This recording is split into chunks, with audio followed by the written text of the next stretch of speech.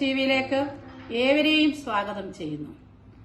ഞങ്ങളുടെ കഴിഞ്ഞ വീഡിയോകൾ നിങ്ങൾ കാണുകയും കേൾക്കുകയും ഞങ്ങളുടെ ഈ ചാനലിനെ സബ്സ്ക്രൈബ് ചെയ്ത് സപ്പോർട്ട് ചെയ്യുകയും ചെയ്യുന്നതിന് ഹൃദയം നിറഞ്ഞ നന്ദിയും സ്നേഹവും ഞങ്ങൾ അറിയിക്കുന്നു. ഞങ്ങളുടെ കഴിഞ്ഞ വീഡിയോകൾ നിങ്ങൾ കാണുവാൻ ആഗ്രഹിക്കുന്നുവെങ്കിൽ മുകളിൽ കാണുന്ന ഐ ബട്ടണിൽ ക്ലിക്ക് ചെയ്യുക. ഇന്ന് നമ്മോടൊപ്പം ജീവിതത്തിന്റെ അനുഭവങ്ങളെ പങ്കുവെക്കേണ്ടതിന് കടന്നു വന്നിരിക്കുന്നത് സിസ്റ്റർ അനിത സദാശിവനാണ്. ആ പ്രിയ കർത്താവിന്റെ ദാസിയെ യേശുക്രിസ്തുവിന്റെ നാമത്തിൽ ജോയ്സ് ടിവിയിലേക്ക് ഞങ്ങൾ ഹാർദവമായി സ്വാഗതം ചെയ്യും. Thank you. Praise the Lord, sister. Praise the Lord. Sister ഇപ്പൊ എവിടെ നിന്നാണ് നമ്മളോടൊപ്പം ജോയിൻ ചെയ്തിരിക്കുന്നത്? സിസ്റ്റർ, ഞാനിപ്പോൾ ഹരിയാനയിൽ നിന്നും മേവാത് ഡിസ്ട്രിക്റ്റിൽ നിന്നാണ് ഞാൻ സംസാരിക്കുന്നത്. ഞാൻ ജനിച്ചു വളർന്നത് കേരളത്തിലാണ്, എന്നാൽ ഞാനിപ്പോൾ മേവാത്തിൽ നിന്ന്. Okay, thank you. കർത്താവ് അനുഗ്രഹിക്കട്ടെ. വീട്ടിൽ ആരൊക്കെയുണ്ട്? അങ്ങനെ സ്വയം ഒന്ന് പരിചയപ്പെടുത്തിയാട്ടെ സിസ്റ്റർ. എന്റെ പേര് അനിത സദാശിവൻ, എന്റെ ഹസ്ബൻഡ് പേര് പാസ്റ്റർ സദാശിവൻ. ഞങ്ങൾ 2 ആൺമക്കളാണ്. മൂത്ത മോന്റെ പേര് ക്രിസ്റ്റി, മാരീഡാണ്. 2 പെൺമക്കളുണ്ട്. ചെറിയൊരു ബിസിനസ്സും കൂടെ ദൈവത്തിന്റെ വേലയുമായിട്ട് മുന്നോട്ട് പോകുന്നു. ഇളയ മോന്റെ പേര് ജോയൽ എന്നാണ്. ജോയൽ ഒരു HCL കമ്പനിയിൽ ജോലി ചെയ്യുന്നു. അങ്ങനെ ഞങ്ങളുടെ ചെറിയ കുടുംബം വളരെ സന്തോഷമായി കർത്താവ് ഞങ്ങളെ മുന്നോട്ട് കൊണ്ടുപോകുന്നു. കർത്താവിന്റെ ദാസി അനുഗ്രഹിക്കപ്പെട്ടതായ ഒരു സാക്ഷ്യം ഉണ്ടെന്ന് ഞാൻ മനസ്സിലാക്കുന്നു. കർത്താവിന്റെ ദാസിയുടെ സാക്ഷ്യത്തിലേക്ക് പ്രവേശിക്കുന്നതിന് മുന്നമേ തന്നെ നമുക്ക് 1 മിനിറ്റ് ദൈവസന്നിധിയിൽ പ്രാർത്ഥിക്കാം. ഹല്ലേലൂയ. സ്തോത്രം സ്തോത്രം സ്തോത്രം. പരിശുദ്ധനായ കർത്താവേ, അങ്ങയുടെ നാമത്തിൽ ഞങ്ങൾ ഹല്ലേലൂയ കടന്നു വരുന്നപ്പാ. പ്രിയ കർത്താവിന്റെ ദാസി അനിത സദാശിവനെയും ദൈവകരങ്ങളിൽ ഏൽപ്പിക്കുന്ന പ്രിയ കർത്താവിന്റെ ദാസിയുടെ അനുഗ്രഹിക്കപ്പെട്ടതായ ജീവിതാനുഭവങ്ങൾ ഷെയർ ചെയ്യുവാൻ ആഗ്രഹിക്കുന്നത് മറ്റുള്ളവർക്ക് ഏറ്റവും അനുഗ്രഹവും ആശ്വാസവും വിടുതലുമായി തീരേണ്ടതിന് സഹായിക്കണമേ എന്ന് അപേക്ഷിക്കുന്നു. ഞങ്ങളെ സഹായിച്ചാട്ട് യേശുവിന്റെ നാമത്തിൽ തന്നെ ആമേൻ. ദൈവദാസി ജീവിതത്തിന്റെ അനുഭവങ്ങളെ ഷെയർ ചെയ്താട്ട്. Praise the Lord. ദൈവനാമത്തിന് മഹത്വം ഉണ്ടാകട്ടെ. ആദ്യം തന്നെ എന്നെ ശ്രവിക്കുന്ന ഈ സാക്ഷ്യത്തില് എന്നെ ശ്രവിക്കാൻ പോകുന്ന ശ്രവിക്കുന്ന ഏവർക്കും ഞാൻ വേഗം വരുന്ന എൻ്റെ യേശു ക്രിസ്തുവിന്റെ നാമത്തിൽ സ്നേഹവന്ദനത്തെ അറിയിക്കുന്നു. ഈ സാക്ഷ്യം അനേകരുടെ ജീവിതത്തില് ക്രിസ്തു ജനിക്കുന്നതിന് കാരണമായി തീരട്ടെ എന്ന് ഞാൻ പ്രാർത്ഥിക്കുന്നു. ഞങ്ങളെ തേടി വന്ന കർത്താവിന്റെ ആ സ്നേഹം എന്നെ കേൾക്കുമ്പോൾ കർത്താവിനെ ഇന്നുവരെയും കണ്ടിട്ടില്ലാത്തതോ കേട്ടിട്ടില്ലാത്ത ആരെങ്കിലും ഈ സാക്ഷ്യം കേൾപ്പാനിടയായെങ്കിൽ ഞാൻ ദൈവനാമത്തിൽ ഉറപ്പു തരുന്നു, അവരെയും കർത്താവ് സ്നേഹിക്കുന്നു, അവരെയും കർത്താവിലേക്ക് കൂട്ടിവരുത്തും എന്ന് ഞാൻ വിശ്വസിക്കുന്നു. ഞാൻ നേരത്തെ പറഞ്ഞതുപോലെ ഞാൻ ജനിച്ചത് കേരളത്തിലെ ആലപ്പുഴ ജില്ലയിലെ പല്ലന എന്ന് പറയുന്ന ഒരു ചെറിയ ഗ്രാമത്തിലാണ് ജനിച്ചത്. ചെറിയ പ്രായത്തിൽ തന്നെ ഹിന്ദു ആചാരപ്രകാരം വളരെ സ്ട്രിക്റ്റിലായിട്ടുള്ള, വളരെ ഡിസിപ്ലിൻ ആയിട്ടുള്ള ഒരു ഫാമിലി ആയിരുന്നു ഞങ്ങളുടേത്. എൻ്റെ പിതാവിൻ്റെ പേര് ശ്രീമാൻ കുഞ്ഞുപിള്ള, അമ്മയുടെ പേര് വസുമതി. ഇന്ന് ഈ ലോകത്തിലില്ല. അവര് 2 പേരും കർത്താവിൽ വിശ്രമിക്കുന്നു. ഞങ്ങൾ 4 പെൺമക്കളായിരുന്നു. മൂത്ത സഹോദരി അമ്മിണി, സിസ്റ്ററും ഇപ്പോൾ കർത്താവിൽ വിശ്രമിക്കുന്നു. അത് കഴിഞ്ഞ് എൻ്റെ പേര് അനിത, 3ാമത്തെ സഹോദരി അമ്പിളി, 4ാമത്തെ സഹോദരി അംബിക. അങ്ങനെ ഞങ്ങൾ 4 പെൺമക്കൾ വളരെ അഭിമാനത്തോടെ ജീവിച്ചുകൊണ്ടിരുന്ന ഒരു ഭവനം എന്ന് പറഞ്ഞാല് ഹിന്ദു ചട്ടങ്ങൾ അനുസരിച്ച് മുന്നോട്ട് വളരെ ചെറുപ്രായത്തിൽ തന്നെ വളരെ ഡിസിപ്ലിനോടെ ഞങ്ങളെ വളർത്തിക്കൊണ്ട് വന്ന, മാതാപിതാക്കളുടെ അനുസരണത്തിൽ വളർന്നു വന്ന ഒരു ഫാമിലി ഞങ്ങളായിരുന്നു. ഞങ്ങള് കേട്ട് കേൾവി പോലുമില്ല ക്രിസ്തു ആരെന്നും യേശു ആരെന്നും ഞങ്ങൾ ഒരിക്കൽ പോലും എവിടെയോ കേട്ടിട്ടില്ല. അന്നൊന്നും TV ഒന്നും ഇല്ല. ഇന്നത്തേക്ക് ഒരു 45 വർഷത്തിനും കൂടുതൽ പിന്നിലെ കാര്യമാണ് ഞാൻ പറയുന്നത്. ഞങ്ങൾ കേട്ട് കേൾവി പോലും ഇല്ല, ഞങ്ങൾ കേട്ടിട്ടില്ല ക്രിസ്തു എന്നുള്ള ഒരു കർത്താവിനെ കുറിച്ചും ക്രിസ്ത്യാനികളെ കുറിച്ചും ഞങ്ങൾ കേട്ടിട്ടേയില്ല. അങ്ങനെ ഇരിക്കയില് ഇന്നത്തേക്ക് ഒരു 45 വർഷത്തിന് മുമ്പെയാണ് എൻ്റെ മൂത്ത സഹോദരി ഞങ്ങളുടെ ഭവനത്തിൽ നിന്ന് ഒരു 2-3 കിലോമീറ്റർ ദൂരെയായിട്ട് തൃക്കുന്നപ്പുഴ എന്ന് പറയുന്ന ഒരു സ്ഥലമുണ്ട്. ആ സ്ഥലത്ത് ടൈപ്പ് റൈറ്റിംഗ് പഠിക്കുവാനായിട്ട് കടന്നുപോയി. അവിടെ വെച്ച് സിസ്റ്റർ ഇങ്ങനെ ടൈപ്പ് റൈറ്റിംഗ് പഠിക്കുമ്പോൾ റോഡ് സൈഡിലാണ് അവരുടെ ഇൻസ്റ്റിറ്റ്യൂട്ട്.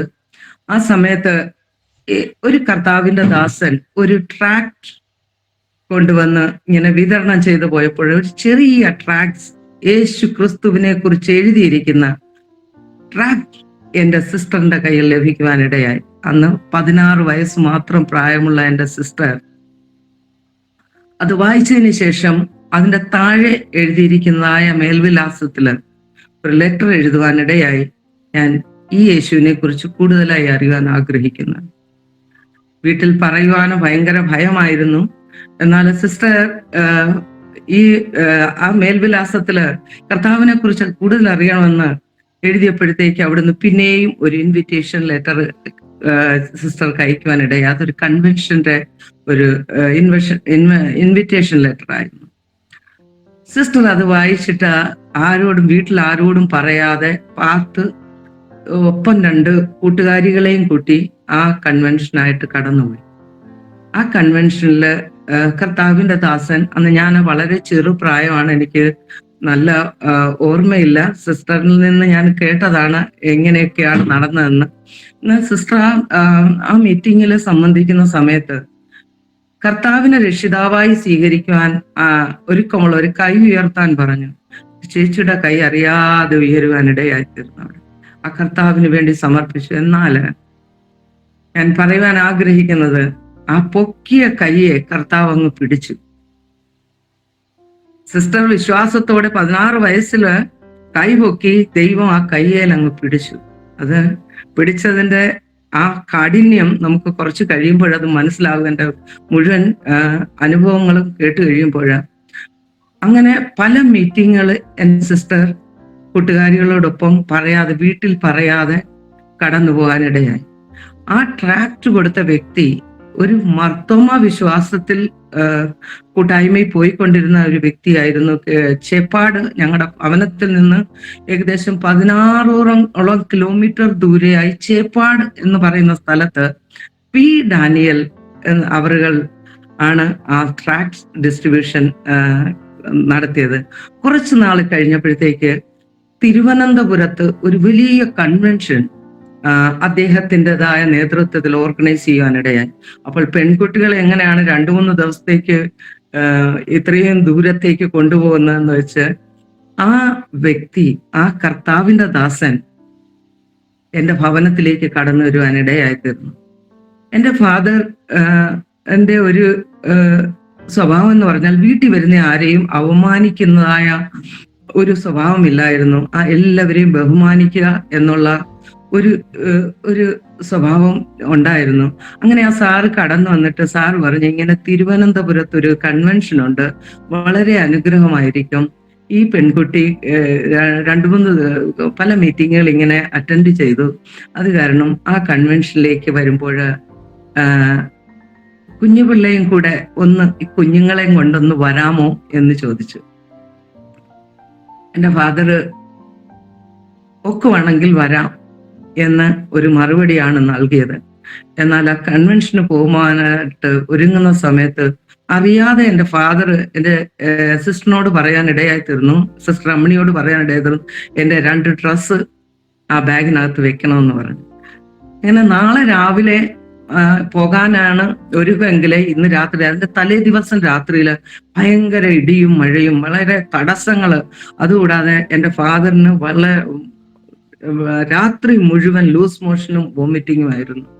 എൻ്റെ ഫാദർ എന്ന് പറഞ്ഞാൽ ഒരു ചെറിയ രോഗം വന്നു കഴിഞ്ഞാൽ എഴുന്നേറ്റ് നടക്കാനായിട്ട് ഒരു വലിയ ബുദ്ധിമുട്ടുള്ള ഒരു വ്യക്തിയായിരുന്നു. എന്നാൽ രാത്രി മുഴുവൻ ഷർദിലും ലൂസ് മോഷനും ആയിരുന്നു. എന്നാൽ രാവിലെ 4 മണിക്ക് നാഷണൽ ഹൈവേയിൽ കൊണ്ടുപോയ സിസ്റ്റേഴ്സിനെ വണ്ടി കയറ്റി വിടാം എന്ന് ഇങ്ങനെ ഓർത്ത് ഒരു വിധത്തിൽ എഴുന്നേറ്റ് എൻ്റെ സിസ്റ്ററിന്റെ കൂടെ കടന്നുപോയി. എന്നാൽ എൻ്റെ സിസ്റ്റർ ആ ബാഗിൽ നിന്ന് ആ ഡ്രസ്സ് മാറ്റിയില്ലായിരുന്നു ഫാദറിന്റെ. ആ ബാഗും പിടിച്ച് ഇങ്ങനെ പോയി. അവിടെ ബസ് വന്ന് ഇങ്ങനെ നിന്നപ്പോൾ എൻ്റെ ഫാദറിനോട് ഒരു പിന്നിൽ നിന്നൊരു ശബ്ദം കേട്ടു, വളരെ ധൈര്യത്തോടെ ബസ്സിനകത്ത് കയറി കൊള്ളുക എന്ന്. ആ ശബ്ദം കേട്ട് എൻ്റെ ഫാദർ ആ ബസ്സിനകത്ത് കയറി. പിന്നെ ഓർത്തെന്ന ചേപ്പാട് വരെ കൊണ്ടുപോയി ബസ്സിനകത്ത് കയറ്റി. അവിടുന്ന് എല്ലാവരും ഒന്നിച്ചാണ് പോകുന്നത്. അവിടെ കയറ്റി വിട്ടിട്ട് പോകാമെന്ന് ഓർത്തു. അവിടെ ചെന്ന് കഴിഞ്ഞ് പിന്നെയും ആ ശബ്ദം കേൾക്കുവാനിടയായിത്തീർന്നു. ധൈര്യമായി ബസ്സിനകത്ത് കയറുക, ഞാൻ കൂടെയുണ്ട്. അത് ആരാ പറഞ്ഞതെന്നൊന്നും മനസ്സിലായില്ല ആ സമയത്ത്. അതിനകത്ത് ആ ബസ്സിനകത്ത് പിന്നെയും കയറി. ആ കൺവെൻഷനിൽ എൻ്റെ ഫാദറും രക്ഷിക്കപ്പെടുവാനായിട്ട് ഇടയായിത്തീർന്നു. Praise the Lord. പല്ലന എന്ന ദേശത്ത് ഇങ്ങനെ വിശ്വാസത്തിലേക്ക് വന്നത് എൻ്റെ ഫാദറിന് വളരെ അപമാനിക്കപ്പെട്ട പല സാഹചര്യങ്ങള്. ഇവന് 4 പെൺമക്കൾ. ഇങ്ങനെയാണ് ആളുകൾ പറഞ്ഞത്, ഇവന് 4 പെൺമക്കള്, ഇവരെ ആര് കെട്ടും, ആരിവരെ കല്യാണം കഴിക്കും? ഇതൊന്നും ഓർക്കാതെ ഇറങ്ങി പെണ്ണുങ്ങൾ പ്രായമായി വരുമ്പോൾ ആ പിള്ളേരെ നോക്കാതെ എവിടേക്കാ പോകുന്നത് എന്നൊക്കെ പല പ്രാവശ്യം വളരെ അപമാനിക്കാനിടയായി. എന്നാൽ ഫാദർ അതിനൊന്നും കൂട്ടായ്മയിൽ കടന്നു പോകാനിടയായി തീർന്നു. കുറച്ചു കാലങ്ങൾക്ക് ശേഷം എൻ്റെ ഭവനത്തിൽ തന്നെ ഒരു പ്രാർത്ഥന തുടങ്ങുവാനിടയായി തീർന്നു. Price the Lord. അങ്ങനെ എൻ്റെ ഫാദർ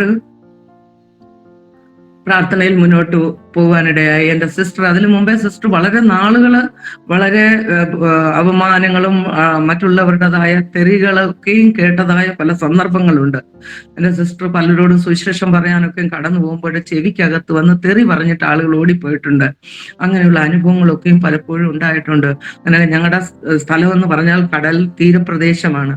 കടൽ തീരപ്രദേശത്തേക്ക് നടന്ന് എൻ്റെ സിസ്റ്റർ ഓരോരുത്തരോടും സുവിശേഷം പറയുമായിരുന്നു.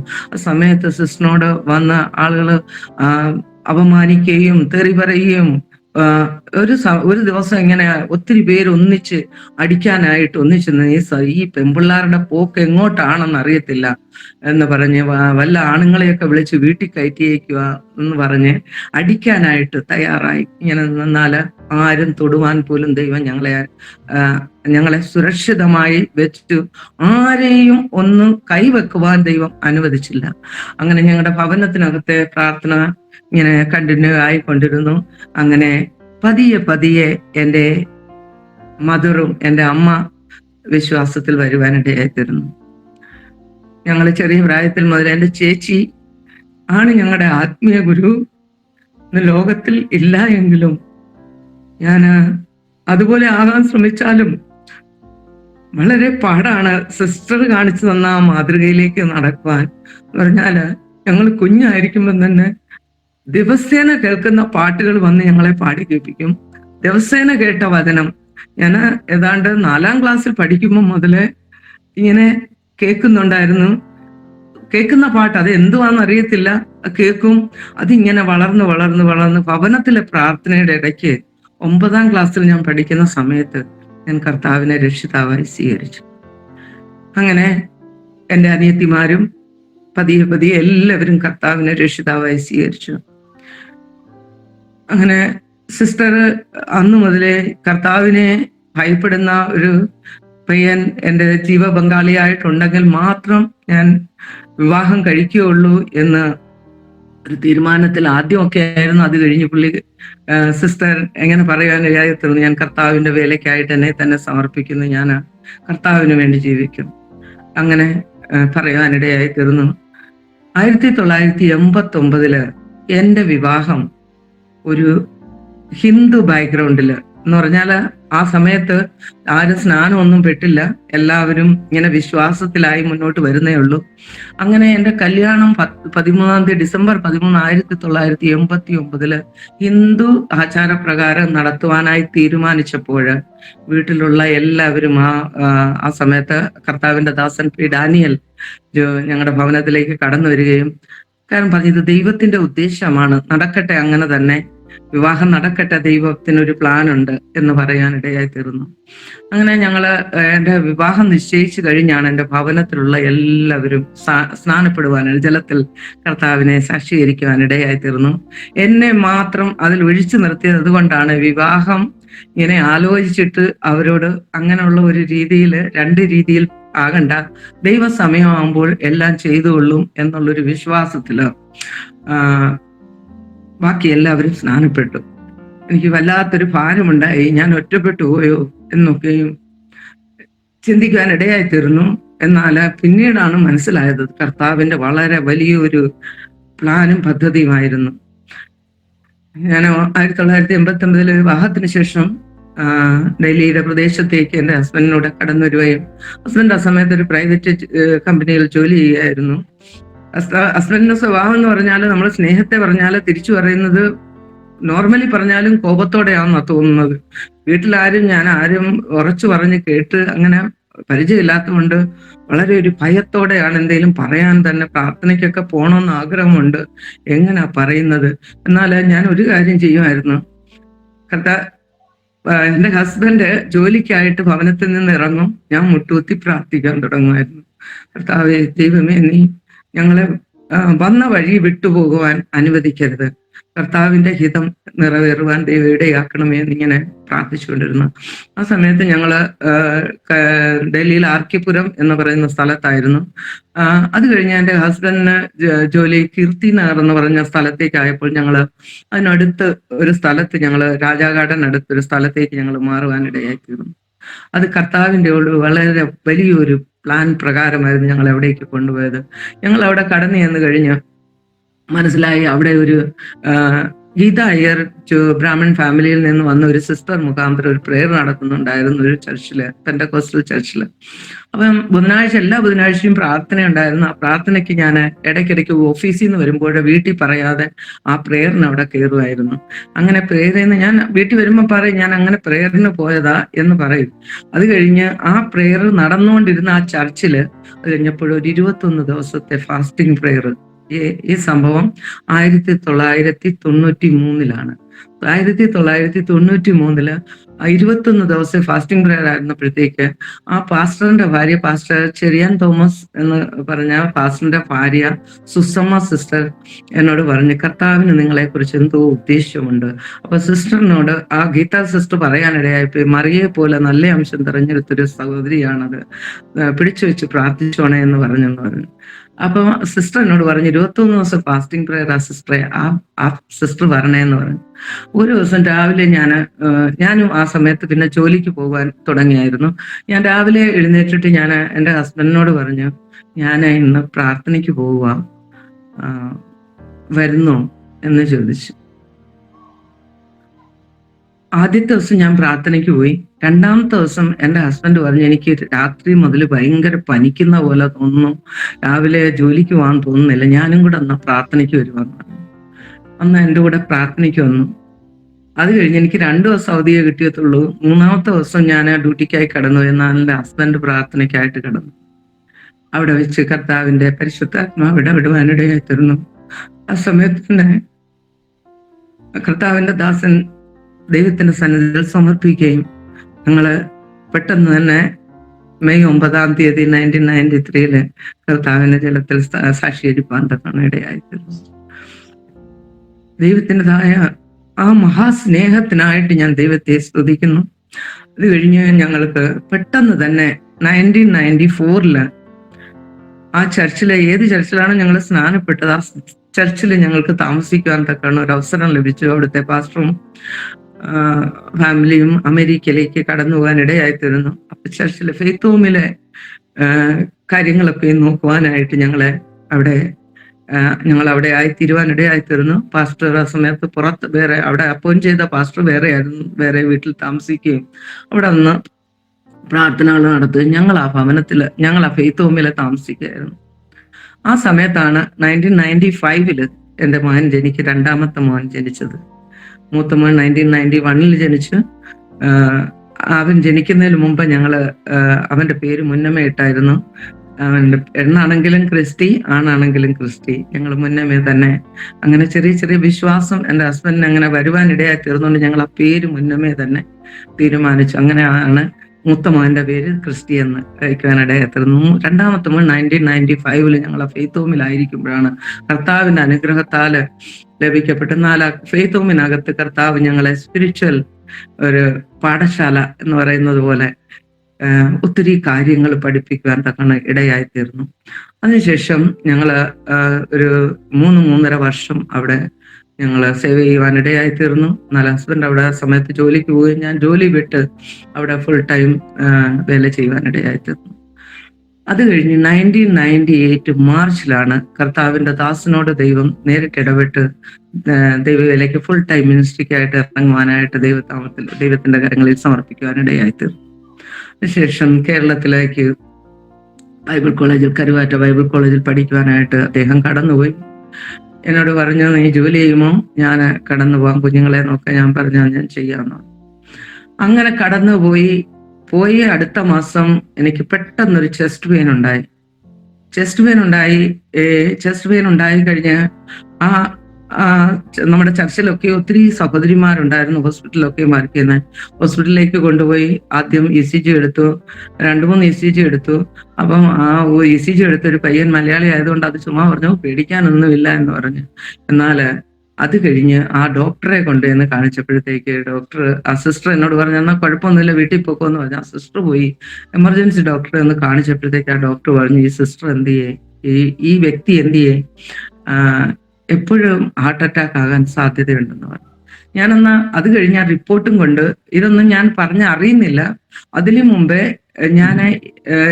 ഒരു പ്രാവശ്യം എൻ്റെ ഒരു ആന്റി ഉണ്ട്. ആന്റി MCD ഹോസ്പിറ്റലിലായിരുന്നു ജോലി ചെയ്തുകൊണ്ടിരുന്ന ആ സമയത്ത്. അവിടേക്ക് ഞാൻ എന്ത് പ്രയാസം ഉണ്ടെങ്കിലും പോയി, ഞങ്ങൾ ഹോസ്പിറ്റലിൽ ഒരു റൂമിലിരുന്ന് പ്രാർത്ഥിക്കുന്ന ഒരു സ്വഭാവം ഉണ്ടായിരുന്നു. അപ്പൊ അവിടെ പോയി ആന്റി എന്നോട് പറഞ്ഞു, നിന്റെ മുഖം ഒരു വല്ലാതെ ഇരിക്കുന്നു, എന്ത് പറ്റി? അപ്പൊ ഞാൻ ഇങ്ങനെ പറയുവാനിടയായി തീർന്നു, എനിക്ക് ചെസ്റ്റിനകത്ത്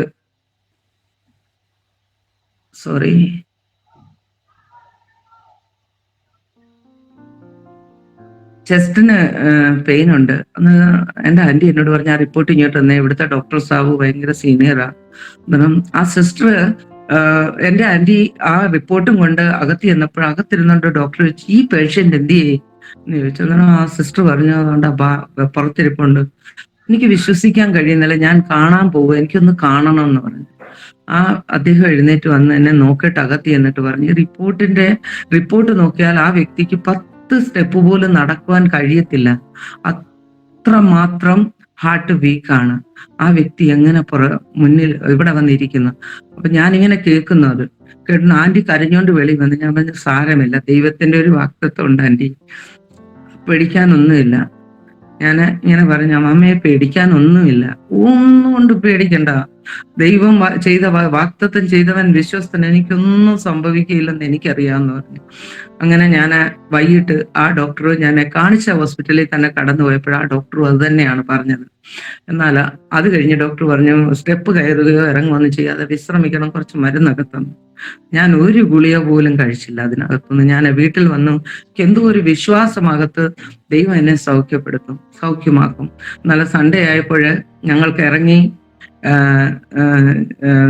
സ്റ്റെപ്പ് ഇറങ്ങി താഴെ പോയിട്ട് പിന്നെ മേളിൽ കയറണം ചർച്ചിൽ പോകാൻ. അപ്പൊ എന്റെ സിസ്റ്റർ എൻ്റെ കൂടെ, കുഞ്ഞു സിസ്റ്റർ എൻ്റെ കൂടെ ഉണ്ട്. എന്നോട് പറഞ്ഞ് പോകണ്ട, ഡോക്ടർ പറഞ്ഞ് റെസ്റ്റ് ചെയ്യാനാണ്.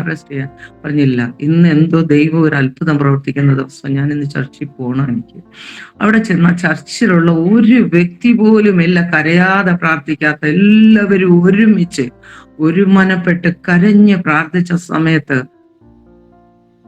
വചനം പറയുന്നത് പോലെ സഭയുടെ ശ്രദ്ധയേറിയ പ്രാർത്ഥന വളരെ ഫലിക്കുന്നു.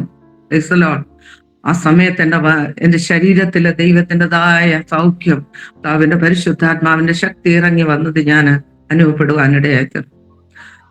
അതിന്റെ അടുത്ത ദിവസം പിന്നെയും ഹോസ്പിറ്റലിൽ പോകണമായിരുന്നു. ഞാൻ അന്ന് തന്നെ എഴുന്നേറ്റ് സാക്ഷ്യം പറഞ്ഞ, ദൈവം എന്നെ സൗഖ്യമാക്കി. അടുത്ത ദിവസം പോയി ECG എടുത്തപ്പോൾ ICG നോർമലായിരുന്നു. ദൈവത്തിന് മഹത്വം.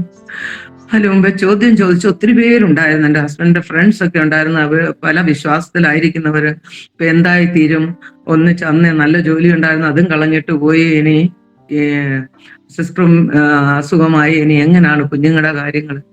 വിളിച്ചവൻ വിശ്വസ്തന. എനിക്കറിയാമായിരുന്നു ദൈവം എല്ലാം ചെയ്യുന്ന ഒരു ദൈവമാണ്. അപ്പൊ ഞാൻ ജോലിയോടുള്ള ബന്ധത്തില്, അസുഖത്തോടുള്ള ബന്ധത്തില് ജോലിയെല്ലാം ജോലി വിട്ട്, അപ്പൊ ആ പ്രോസസ്സ് ഒരു മാസത്തോളം എടുത്ത്. അത് കഴിഞ്ഞ് ജോലിയില്ലാതെ കുറച്ച് നാൾ, ആ മാർച്ച് കഴിഞ്ഞിട്ട്, ഏപ്രിൽ മുതൽ വളരെ നാളുകൾ ഞാൻ പ്രാർത്ഥിക്കുവാനിടയായി തീർന്നു. അങ്ങനെ ഞാൻ ഒരു ഉപവാസ പ്രാർത്ഥന നടക്കുകയാണ്. സുഭാഷ് നഗറിൽ ഒരു ചർച്ച ഉണ്ടായിരുന്നു. അവിടെ 40 ദിവസത്തെ ഉപവാസ പ്രാർത്ഥന നടക്കുമ്പോൾ ഞാൻ അവിടെ കടന്നു ചെന്ന് പ്രാർത്ഥിച്ചുകൊണ്ടിരിക്കുമ്പോൾ എന്നെ അറിയാത്തൊരു ദൈവദാസൻ വന്നിട്ട് എന്നോട് പറയാനിടയായി തീർന്നു, മോളെ നീ ഭാരപ്പെടുകയും പ്രാർത്ഥിക്കുകയും ചെയ്യുന്ന വിഷയത്തിന് ഇന്നത്തേക്ക് 40 ദിവസം കൂട്ടിക്കോ, 40ാം ദിവസം ഞാൻ ഒരിടത്ത് നിന്നെ അയക്കൂ, അതെന്റെ വേലയോട്ടുള്ള ബന്ധത്തിലാണെന്ന് പറയാനിടയായി തീർന്നു. അങ്ങനെ 40ാമത്തെ ദിവസം ഞാൻ ഒരു ക്രിസ്ത്യൻ ഓർഗനൈസേഷൻ, ദൈവത്തെ യേശു ക്രിസ്തുവിന്റെ ജീവിതം എന്തെന്ന് ജീവിച്ച് കാണിക്കുന്ന ഒരു ഓർഗനൈസേഷനാണ്. ഞാൻ എൻ്റെ പേര് പറയുവാൻ ആഗ്രഹിക്കുന്നില്ല. എന്ന് പറഞ്ഞാൽ വളരെ പ്രതിസന്ധിയിലൂടെ സമയത്ത് ആ ഓർഗനൈസേഷൻ കടന്നു പോന്നു. ആ ഓർഗനൈസേഷനിലേക്ക് ഞാൻ 1998 ഒക്ടോബറിൽ ജോലിക്ക് കയറുവാനിടയായി. അങ്ങനെയാണ് ഞാൻ മേവാത്തിന്റെ പ്രദേശത്തേക്ക് കടന്നു വരുവാനിടയായി തീർന്നത്. അങ്ങനെയാണ് ദേവദാസൻ അവിടെ പഠനം നടക്കുകയും ഇവിടെ ഞാൻ ജോലി ചെയ്യുവാനിടയായി തീർന്നു. ഇവിടെയും പലയിടത്തും ദൈവത്തിന്റെ സാക്ഷീകരിപ്പാനും ദൈവത്തെ പ്രസംഗിപ്പാനും ദൈവത്തെക്കുറിച്ച് പറയുവാനും ജീവിച്ചു കാണിക്കുവാനും ദൈവം അവസരം ഒരുക്കി. അതിനായിട്ട് ഞാൻ ദൈവത്തെ സ്തുതിക്കുന്നു.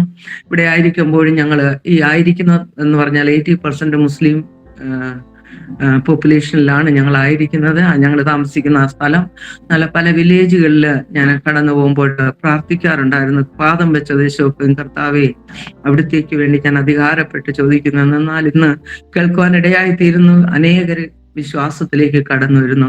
എന്നാൽ ഞാൻ ആ സമയത്ത് ഒരു വില്ലേജിലേക്ക് കടന്നു ചെല്ലുമ്പോൾ ഒരു വളരെ ഗുണ്ടയായിട്ടുള്ള ഒരു വ്യക്തിയാണ് വന്ന് ഇങ്ങനെ നോക്കിയിട്ട് കുറച്ചു നേരം നോക്കി നിന്നിട്ട് കടന്നുപോയി. സമയത്ത് ഞാൻ ആ വില്ലേജിലുള്ളവരോട് ചോദിച്ചു അത് ആരാണെന്ന് ചോദിച്ചപ്പോൾ പറഞ്ഞ് ആ പുള്ളിയുടെ പേര് പറഞ്ഞു പോവട്ടെ, അതിനെക്കുറിച്ചൊന്നും ചോദിക്കണ്ട. എന്നാൽ അന്ന് രാത്രിയിൽ ഞാൻ ഒരു ദർശനം കാണുവാനിടയായി തീർന്നു. ആ വ്യക്തി ഒരു ബൈബിൾ എടുത്ത് ഇങ്ങനെ നിന്നുകൊണ്ട് എന്തൊക്കെയോ ഇങ്ങനെ പറയുന്നത് പോലെ ഞാൻ ഇങ്ങനെ കാണുവാനിടയായി തീർന്നു. അന്ന് മുതൽ ഞാൻ ആ വ്യക്തിക്ക് വേണ്ടി പ്രാർത്ഥിച്ചു. എന്നാൽ കുറച്ച് നാൾ കഴിഞ്ഞപ്പോഴത്തേക്ക് ആ വ്യക്തി യുവ സമയമായിരുന്നു. ആ വ്യക്തി എൻ്റെ വോളണ്ടിയർ ആയിട്ട് അവിടെ ജോയിൻ ചെയ്യുവാനിടയായി തീർന്നു.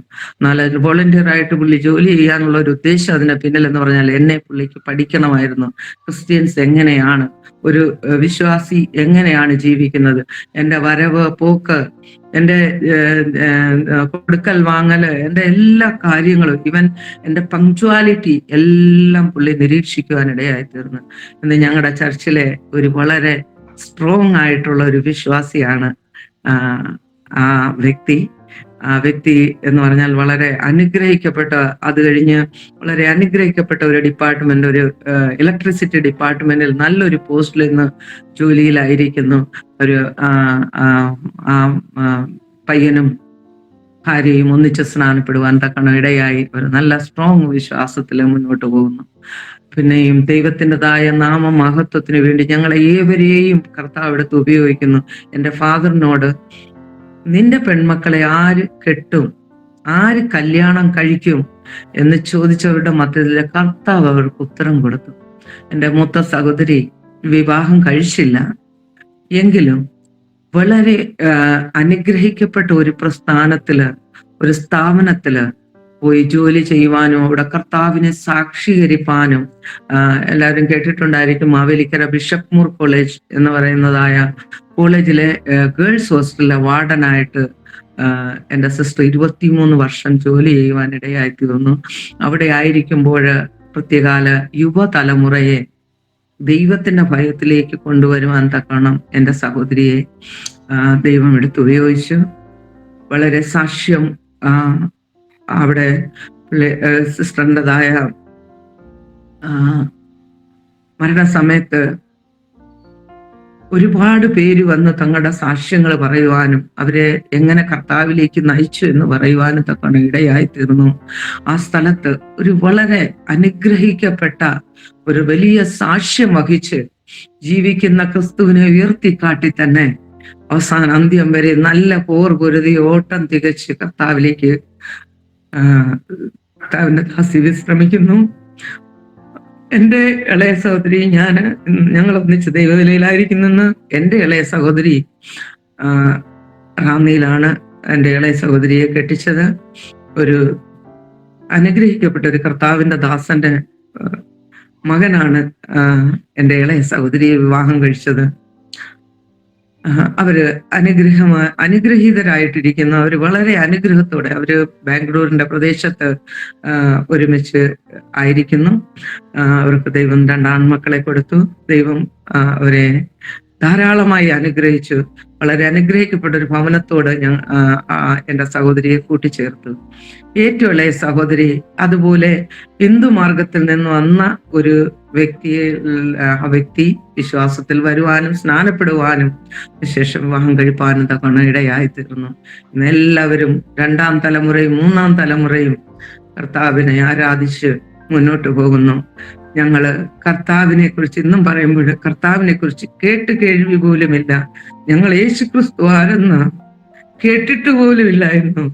എന്നാൽ കർത്താവിന്റെ സ്നേഹം, ദൈവത്തിൻ്റെതായ വചനം പറയുന്ന കർത്താവ് ലോകത്തെ സ്നേഹിച്ച പിതാവിന്റെ സ്നേഹം ഞങ്ങളെ തേടി വന്നു. ആ 15 കിലോമീറ്റർ ദൂരത്ത് നിന്ന് ഒരു കർത്താവിന്റെ ദാസൻ സൈക്കിള് ചവിട്ടി ഞങ്ങളുടെ വീട് അന്വേഷിച്ച് വന്ന് ഞങ്ങളെ കർത്താവിങ്കിലേക്ക് നയിക്കുവാൻ ഇടയായി തീർന്നു. എന്നാൽ ഞങ്ങൾ ഇന്നെല്ലാവരും, എൻ്റെ 2 സഹോദരിമാരും IPC സഭയില് ആരാധനയ്ക്ക് ഒന്നിച്ച് കടന്നു പോകുന്നു. ഞങ്ങള് ഇവിടെ ഇൻഡിപെൻഡന്റ് സഭയാണ്, ഗ്രേസ് ഗോസ്പൽ മിനിസ്ട്രി എന്ന് പറയുന്ന ഹരിയാനയിലെ ഒരു സഭയെ ഒന്നിച്ച് ഞങ്ങൾ ചേർന്ന് കർത്താവിനെ ആരാധിച്ചു പോകുന്നു. ഞങ്ങളുടെ 3 സഹോദരിമാർക്കും കൂടെ 5 ആൺമക്കളുണ്ട്. അതിലെ 4 പേരും സ്നാനപ്പെട്ടു. ഒരാളിന്റെ സ്നാനം എത്രയും പെട്ടെന്ന് നടക്കാൻ അവര് ഡിസൈഡ് ചെയ്തിരിക്കുന്നു. അതും അതാ ഞാൻ പറഞ്ഞ 2ാം തലമുറയും 3ാം തലമുറയും അനുഗ്രഹിക്കപ്പെട്ടു. 4ാം തലമുറയിൽ നിന്ന് എൻ്റെ ഭവനത്തിൽ 2 പെൺകുട്ടികളാണ്. അത് കുഞ്ഞുങ്ങളാണ്. 2.5 മാസവും 2 വയസ്സും ഉള്ളതായ 4ാം തലമുറയാണ് എന്ന് ദൈവം ഓരോരുത്തരെയും, അതാണ് ഞാൻ ആരെങ്കിലും ഇന്ന് എൻ്റെ സാക്ഷ്യം കേൾക്കുന്നെങ്കിൽ, ആരെങ്കിലും ട്രാക്ട് ഡിസ്ട്രിബ്യൂട്ട് ചെയ്ത് ദൈവത്തെ അറിയിക്കുന്നെങ്കിൽ ഞാൻ അവരെ എൻകറേജ് ചെയ്യുവാൻ ആഗ്രഹിക്കുന്നു. ദൈവത്തിന്റെ വചനം ജീവനുള്ളതാണ്. അത് ട്രാക്റ്റിൽ കൂടെ ആണെങ്കിലും പ്രസംഗിച്ചാണെങ്കിലും പറഞ്ഞാണെങ്കിലും പ്രാർത്ഥിച്ചാണെങ്കിലും ദൈവവചനം എത്തേണ്ടടുത്ത് എത്തുവാനിടയായി തീരും. ട്രാക്ട് ഡിസ്ട്രിബ്യൂട്ട് ചെയ്ത് ആരെങ്കിലും ദൈവവേല ചെയ്യുന്നുവെങ്കിൽ അവർ അനുഗ്രഹിക്കപ്പെട്ടവർ. ഞാൻ എൻ്റെ ഭവനത്തില് ഒരു ചെറിയ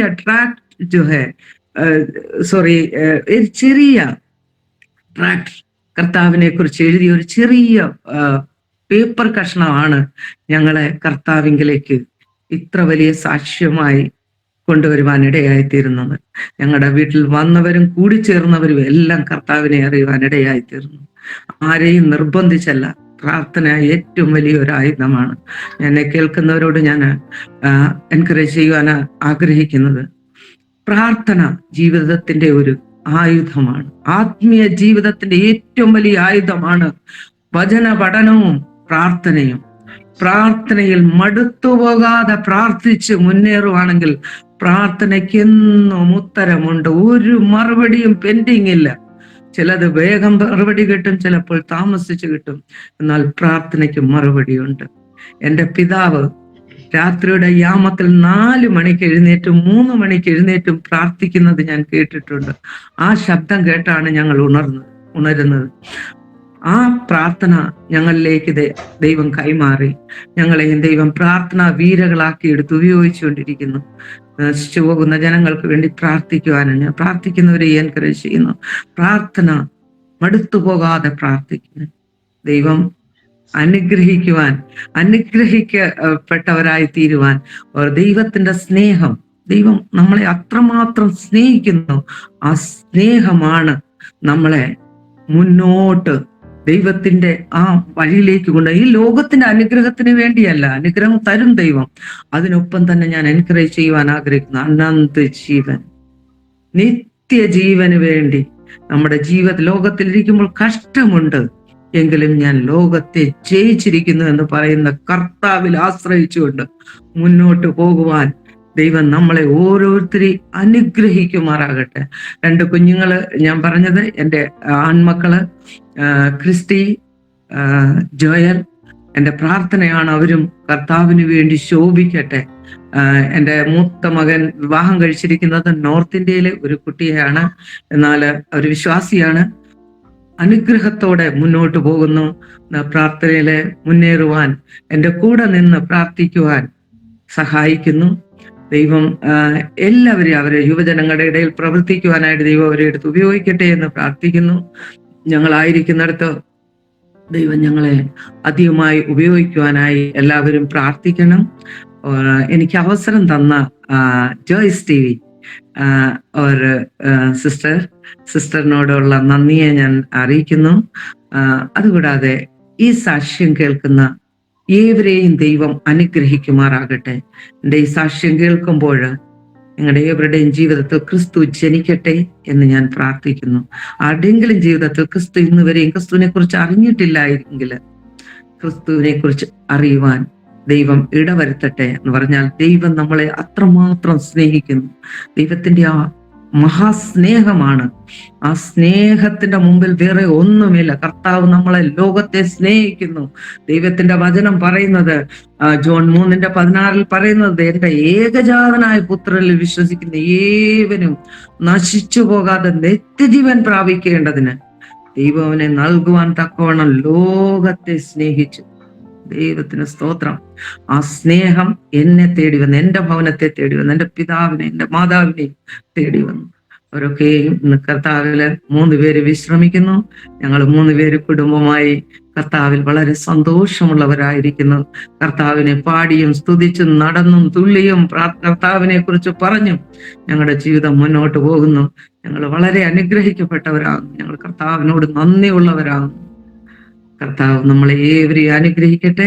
ഈ ചാനൽ ദൈവത്തിന്റെ നാമമഹത്വത്തിനായി ദൈവം ഉപയോഗിക്കട്ടെ എന്ന് ഞാൻ പ്രാർത്ഥിക്കുന്നു. പ്രാർത്ഥിച്ചുകൊണ്ട് എന്റെ സാക്ഷ്യത്തിൽ നിന്ന് വരും.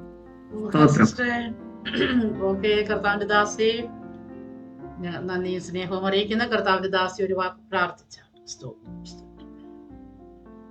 ദൈവമേ, സ്തോത്രം സ്തോത്രം സ്തോത്രം. കർത്താവേ, പരിശുദ്ധനും നിത്യനുമായ ഞങ്ങളുടെ സ്വർഗീയ പിതാവേ, നല്ല സമയത്തിനായി ഞങ്ങൾ അങ്ങയെ സ്തുതിക്കുന്നു, സ്തോത്രം ചെയ്യുന്ന കർത്താവേ. ദൈവമേ, നല്ല സമയം കർത്താവ് ഞങ്ങൾക്ക് തന്നല്ലോ. കർത്താവ് തന്ന ഈ സമയത്തിനായി ഞങ്ങൾ അങ്ങേ വാഴ്ത്തുന്നു കർത്താവേ. സ്പെഷ്യൽ കർത്താവേ, ദൈവമേ, സ്തുതിക്കുന്ന കർത്താവിന്റെ ദാസനെ കുടുംബമായി ഏൽപ്പിക്കുന്നു. ദൈവമേ, ജോയ്സ് TV കർത്താവെ അവിടുത്തെ കരങ്ങളിൽ ഏൽപ്പിക്കുന്നപ്പാ. കർത്താവെ, ഈ TVയുടേതായ ഹല്ലേലൂയ ഇസ് പ്രോഗ്രാം മുഖാന്തരം അനേകര് കർത്താവിലേക്ക് അടുത്തു വരുവാൻ കർത്താവ് സഹായിക്കട്ടെ എന്ന് പ്രാർത്ഥിക്കുന്നപ്പാ. ദൈവമേ, ഞങ്ങൾ പലതും സംസാരിച്ചു. കർത്താവിന്റെ നാമമഹത്വത്തിനാകട്ടെ കർത്താവേ. ദൈവമേ, ചാനൽ കർത്താവിന്റെ നാമമഹത്വത്തിനാകട്ടെ. അനേകായിരങ്ങള് അനേക ലക്ഷങ്ങള് കർത്താവിനെ അറിയുവാൻ ഈ മുഖാന്തരമാകട്ടെ എന്ന് പ്രാർത്ഥിക്കുന്നപ്പാ. കർത്താവിന്റെ ദാസനെയും കുടുംബത്തെ അനുഗ്രഹിക്കണമേ. ഞങ്ങളെ അവിടുത്തെ കരങ്ങളിൽ ഏൽപ്പിക്കുന്നപ്പാ. ദൈവമേ, അവിടത്തേക്ക് നന്ദിയുള്ളവളായിരിക്കുന്നു കർത്താവേ. അവിടുന്ന് അവസരത്തിനായി ഞങ്ങൾ അങ്ങേ സ്തുതിക്കുന്നപ്പാ. ദൈവമേ, സ്തുതിക്കുന്നു. ഇത് പിന്നെ അവിടുത്തെ ഉയർത്തുവാൻ ഞങ്ങളെ സഹായിക്കണമേ എന്ന് പ്രാർത്ഥിക്കുന്നു. അവിടുന്ന് പ്രാർത്ഥന കേട്ട കൃപയ്ക്കായി സ്തോത്രമപ്പാ. യേശുവിന്റെ നാമത്തിൽ തന്നെ. ആമേൻ, ആമേൻ, ആമേൻ. കർത്താവ് സഹായിക്കട്ടെ. ഞങ്ങളോട് സിസ്റ്ററിന്റെ വിലയേറിയ സമയം ഞങ്ങളോടത്ത് ചിലവഴിച്ചതിന് നന്ദിയും സ്നേഹവും അറിയിക്കുന്നു. Thank you so much. May God bless you.